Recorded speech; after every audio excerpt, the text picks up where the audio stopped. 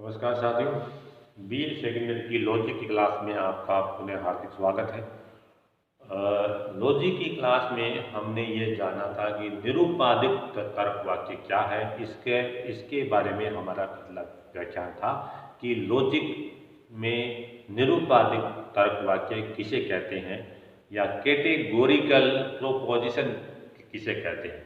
आज हम इस टॉपिक को पुनः रिवाइज करेंगे कि कैटेगोरिकल प्रोपोजिशन, क्योंकि मेन आपकी लॉजिक जो है वो निरुपाधिक तर्क वाक्यों पर आधारित है। अगर आपको ये समझ में नहीं आया तो फिर इसके आगे के जो 5 लेसन हैं वो भी आपको समझ में नहीं आएंगे। इसलिए हमारा ये समझना जो है ये हमारे लिए एकदम क्लियर कट होना चाहिए कि हमें देखते ही पता चल जाए कि ये वाक्य जो है ये निरुपाधिक तर्क वाक्य है, ये वाक्य जो है ये निरपेक्ष न्याय वाक्य है, ये वाक्य जो है ये ए प्रकार का है, ये ई प्रकार का है, ये आई का है, ये ओ का है। इनमें आपको कोई भी कंफ्यूजन नहीं होना चाहिए।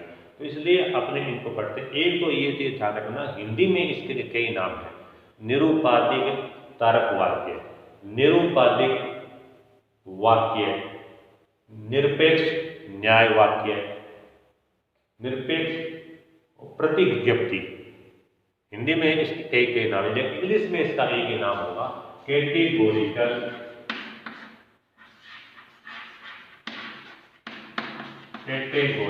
प्रोपोजिशन।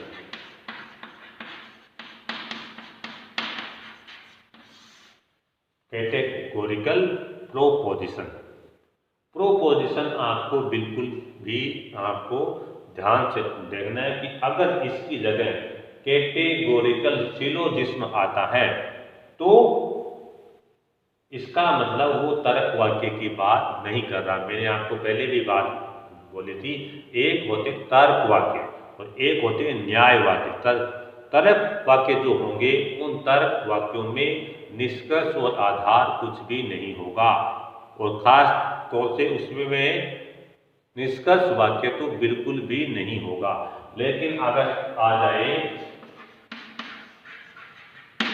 कैटेगोरिकल सिलोजिज्म, न्याय वाक्य, सिलोजिज्म आ जाए या न्याय वाक्य आ जाए, इसका मतलब वो युक्ति के बारे में बोल रहा है। युक्ति मतलब जिसमें आधार वाक्य भी हो और जिसमें कुछ तर्क वाक्य आधार वाक्य के रूप में हो और एक तर्क वाक्य निष्कर्ष के रूप में हो। यानी तर्क वाक्य तो सारे ही होंगे उसमें, लेकिन कुछ तर्क वाक्य आधार वाक्य के रूप में होंगे, कुछ तर्क वाक्य आधार वाक्य के रूप में होंगे और केवल एक तर्क वाक्य निष्कर्ष के रूप में होगा। उसे हम बोलते हैं न्याय वाक्य या युक्ति। तो कैटेगोरिकल प्रोपोजिशन और कैटेगोरिकल सिलोजिज्म ये दो शब्द हैं। इसलिए मैंने सबसे पहले आपको तो तर्क वाक्य के बारे में कराया, क्योंकि तर्क वाक्य पहले आएगी और तर्क वाक्यों में जब कुछ तर्क वाक्य आधार रूप में आए और एक तर्क वाक्य निष्कर्ष के रूप में आए तो वो न्याय वाक्य बोलेंगे। उसको अपने युक्ति भी कह सकते हैं। अंग्रेजी में उसको बोलते हैं सिलोजिज्म, हिंदी में उसको बोलते हैं न्याय वाक्य या युक्ति। निरुपाधिक तर्क वाक्य जब भी आएगा इसमें पूछा जाए भी कितने पद होते हैं, कि कितने टर्म होते हैं, तो हम कहेंगे 2 टर्म होते हैं। कौन कौन से? उद्देश्य पद और विधेय पद। लेकिन आपने ये पूछे कि कैटेगोरिकल सिलोजिज्म या निरपेक्ष न्याय वाक्य में कितने पद होते हैं, तो इसमें हमें 3 पद करने हैं। 3 पद होते हैं। 3 पद कौन कौन से? उद्देश्य पद, विधेय पद और मध्यम पद। हमने क्या देखा कि निरुपाधिक तर्क वाक्यों में कितने पद होते हैं? 2 पद होते हैं। टर्म पद को कौन से? वो अंग्रेजी में टर्म कौन कौन से? उद्देश्य पद और विधेय पद।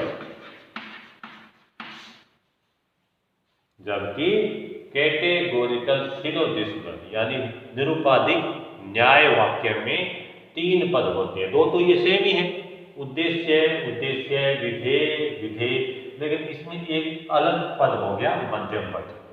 2 तो सेम ही होंगे, एक हो गया मध्यम पद। तो सीधी सी बात है कि निरुपाधिक तर्क वाक्य आए उसमें कितने पद होते हैं, तो हम कहेंगे 2 पद होते हैं। एक पद जो है उसको हम बोलते हैं उद्देश्य पद और दूसरा पद है उसको हम बोलते हैं विधेय पद। लेकिन निरपेक्ष न्याय वाक्य का आ जाए या युक्ति आ जाए या निरुपाधिक न्याय वाक्य आ जाए, न्याय वाक्य सब आना बहुत जरूरी है।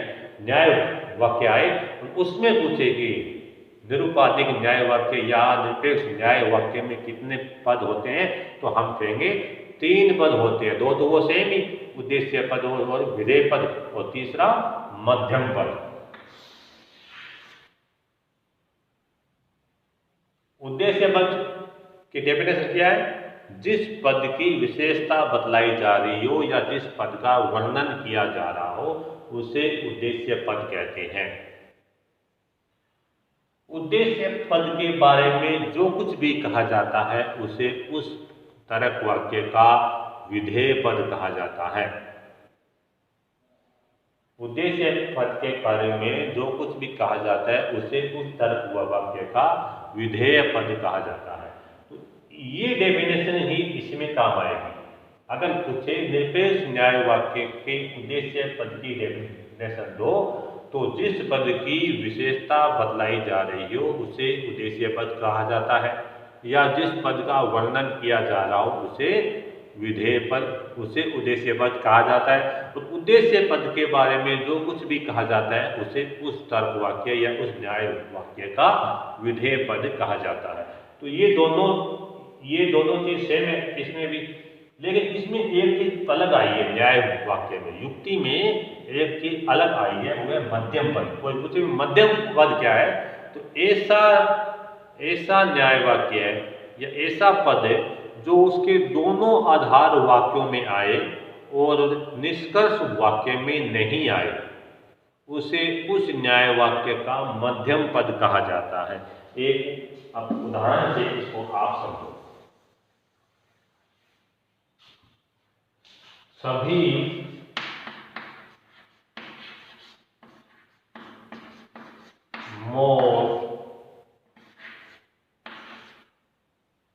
मोर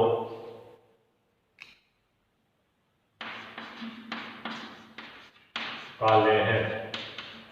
पहला वाक्य सभी मोर काले हैं। और दूसरा क्या है? कुछ मोर नीले हैं।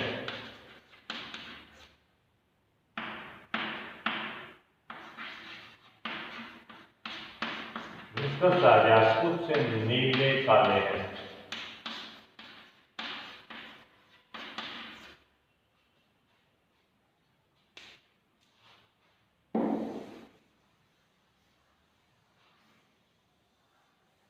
पहला वाक्य है इसमें कि सभी मोर काले हैं।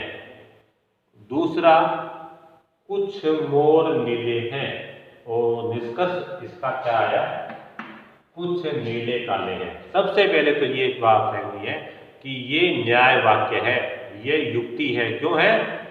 ये तर्क वाक्य है, ये भी तर्क वाक्य है, ये तर्क वाक्य है। लेकिन जब तर्क वाक्य इस प्रकार से आए कि उनमें से कुछ तर्क वाक्य आधार वाक्य के रूप में आए और एक तर्क वाक्य निष्कर्ष वाक्य के रूप में आए, तो उसे हम युक्ति या न्याय वाक्य कहते हैं। तो इसमें क्या हुआ? कुछ तर्क वाक्य आधार वाक्य के रूप में आए हैं और एक तर्क वाक्य निष्कर्ष के रूप में आया है। इसलिए ये क्या होगी? इसको अपने बोलेंगे युक्ति या न्याय वाक्य। तो सबसे पहले बात तो ये कि ये तर्क वाक्य नहीं है, ये सारा अकेले की बात करें अपने, अकेला तो तर्क वाक्य ये भी है, इसको तर्क वाक्य बोलेंगे, इसको तर्क वाक्य बोलेंगे। लेकिन ये पूरा अगर हमसे पूछे कि इनमें से युक्ति कौन सा है युक्ति किसको कहेंगे? न्याय वाक्य। तो हम जानते हैं कि युक्ति वही होगी जिसमें कुछ तर्क वाक्य आधार वाक्य के रूप में होंगे और एक उस पर निष्कर्ष होगा। तो इसमें कुछ तर्क वाक्य आधार वाक्य के रूप में होंगे, तो ये है दोनों, और एक वाक्य निष्कर्ष के रूप में है। इसका मतलब ये युक्ति है, ये न्याय वाक्य है, पहली बात। अब जो बात देखनी थी वो ये कि हमने ये कहा था निरपेक्ष न्याय वाक्य में 3 पद होते हैं, 2 तो वही उद्देश्य पद और विधेय पद, और तीसरे पद की अपने बात की थी मध्यम पद। और मध्यम पद की डेफिनेशन हमने क्या की थी? ऐसा पद जो उसके युक्ति के दोनों आधार वाक्यों में आए और निष्कर्ष वाक्य में कभी नहीं आए। ऐसा पद जो युक्ति के दोनों आधार वाक्यों में आए लेकिन निष्कर्ष में नहीं आए, उस पद को उस न्याय वाक्य का मध्यम पद कहा जाता है। तो ऐसा कौन सा पद इसमें है जो दोनों आधार वाक्यों में आया है लेकिन निष्कर्ष में नहीं आया है? तो देखो काले, अब काले तो निष्कर्ष में आ गया, इसका मतलब काले तो नहीं होगा। नीले, अब नीले भी निष्कर्ष में आ गया, इसका मतलब नीले भी नहीं होगा। सभी कुछ कोई कुछ, ये परिमाण है। अपने को केवल इन दो में से तय करना है कि ऐसा कौन सा पद है जो आधार वाक्यों में आया है लेकिन निष्कर्ष में नहीं आया है। इनकी बात अपने नहीं करेंगे क्योंकि ये तो परिमाण है, ये सभी कुछ ये दो। अब मोर काले, मोर नीले, तो काला पद जो है ये इसमें आ गया, इसका मतलब ये मध्यम पद नहीं है। नीला इसमें आ गया नीचे, इसका मतलब नीला जो है वो भी मध्यम पद नहीं है। इसका मतलब ये हुआ कि मोर जो है वो मध्यम पद है क्योंकि ये दोनों आधार वाक्यों में आया है लेकिन निष्कर्ष में नहीं आया है, इसलिए मोर जो है ये मध्यम पद कहलाएगा। क्यों? ऐसा पद जो युक्ति के दोनों आधार वाक्यों में अवश्य आए लेकिन निष्कर्ष में नहीं आए। तो ये देखो मध्यम पद मोर जो है वो यहाँ भी आया है, यहाँ भी आया है, लेकिन निष्कर्ष में नहीं आया है, इसलिए मोर है इस न्याय वाक्य का मध्यम पद कहलाएगा। धन्यवाद।